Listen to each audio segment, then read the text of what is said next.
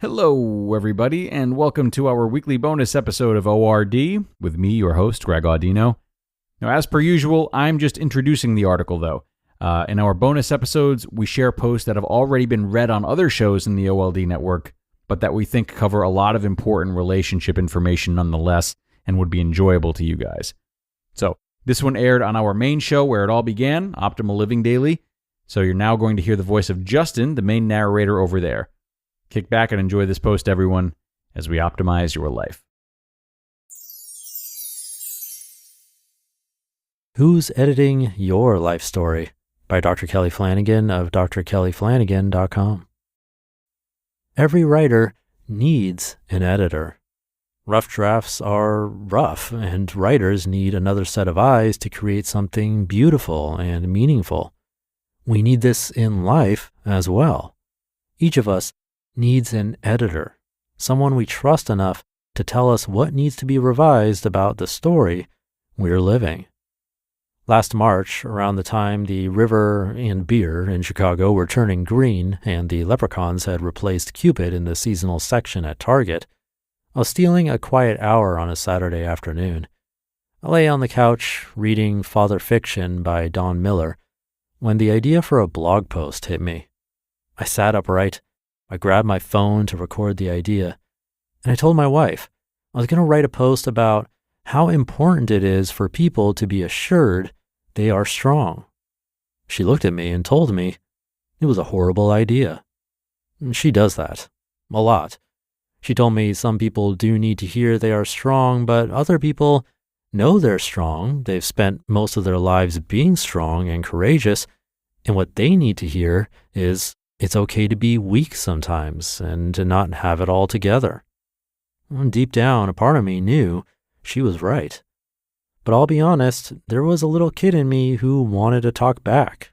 I can't remember how exactly I responded, but I'm pretty sure there was pouting and grumbling involved because I love ideas. I love forming them on the page, and I like to get them right the first time.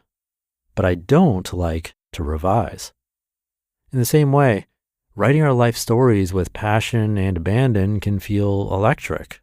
Telling a good story with our lives, one written in flesh and blood on the paper of time, is giddiness and joy. But revising the story of our lives is especially difficult work, because we have to admit we may have been wrong the first time around, and we're not used to doing so.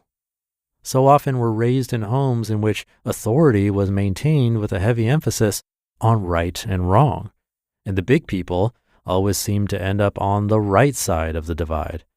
So life became like an education in courtroom procedure. The terrible twos were like an opening argument, adolescence the tedious process of cross-examination and defense, and we lived the rest of our lives like one long closing argument. So we populate every corner of the world with people unwilling to revise the stories we are living. Daddies overreact, and it feels like pulling teeth to get them to reverse the knee-jerk punishment. Waiters rarely fess up to an error. They get the manager instead, and the patron gets a free appetizer. If a doctor confesses to a mistake, she exposes herself to lawsuits that may crush her career and steal her livelihood. If a politician admits to an error, he risks plummeting poll numbers. And people of faith take centuries to admit they acted out of hatred born of certitude rather than grace born of love. Why is it so painful to embrace our errors? I think facing our mistakes can feel like a condemnation of all the good things and best intentions in us. It can shake our confidence in ourselves. It can crack the lens through which we view the world. It can mess with our heads and make us wonder what is real. But most of all, it equalizes us. Whatever pedestals we sit on in the trophy room of our minds get kicked out from underneath us when we embrace our mistakes and start to make revisions. Suffice it to say, most of us will not claim our errors happily and willingly. We will tend to go on writing our lives stubbornly confident in our authority and authorship. That's why every single one of us needs a trustworthy editor. In the spring of 1998, I just wrapped up my junior year at the University of Illinois. The day after finals, found me and two of my closest friends sprawled out on the quad, soaking up the soothing rays of a spring sun and dodging wayward frisbees. And we were debating. At that time in the university's history, it was in vogue for students in Urbana-Champaign to exercise their budding liberal arts analytical skills by debating whether or not Chief Illinois was a racist mascot. And I love to debate. As I pounded away at the argument, I sensed I was wearing my friends down. I knew I was going to win. And then my good friend looked at me in the eye. I saw sadness in hers, and she said, "You know, Kelly, it's not fun to talk about this stuff with you." Outwardly, I think I smirked, pretending she was talking about losing an argument. But inwardly, I felt like I'd been punched in the gut. Because I knew I could be brutal. I knew I usually put being right before treating people right. Yet her edit was so powerful not just because it was true, but because I trusted her. We had met 3 years before on the very same quad during freshman orientation. When my freshman homesickness had been bad, she was the one who showed up and invited me to parties. She was the one I ate dinner with in the cafeteria, and the one who gave me dating advice, and the one I set up with my best buddy. She was the one I could trust really, truly cared for me. And she was telling me I needed to change. Stephen King says, "Write the first draft with the door closed and the second draft with the door open," end quote. As we write our life stories, everything is a first draft, and we need to open the doors of our hearts to people we trust enough to tell us where we've gone wrong and how we need to be changed. We need people who will say the hard things, people who will serve up the hard medicine, people for whom we will swallow it because we know they are serving it out of love and caring and respect. And there is healing in the medicine. Because when we open ourselves up to our errors, when we invite someone into our mistakes and release the need to be right the first time, we're no longer alone. We discover it is better to embrace our faults and to be embraced by a caring other than to sit steadfastly on our certitude and to sit alone.